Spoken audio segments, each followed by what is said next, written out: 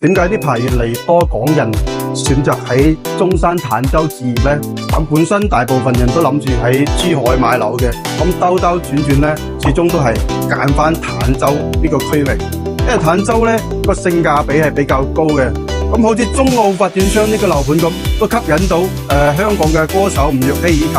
演員藝人孫維雪買喺度啦。咁因為佢個位置呢係俾珠海四面環繞住，而且個樓價呢喺珠海嘅1/2，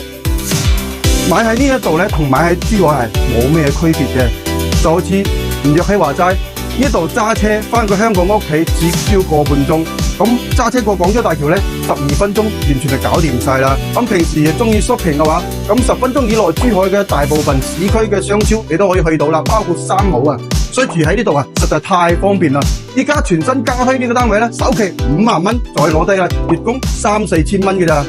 就可以同港星吳若希做鄰居噶啦。咁帶埋裝修總價咧120零萬，咁毛坯嘅話100萬出頭少少就可以攞低噶啦。如果對呢個單位有興趣嘅朋友咧，就評論區下方私信以及關注我，我發詳細資料俾你。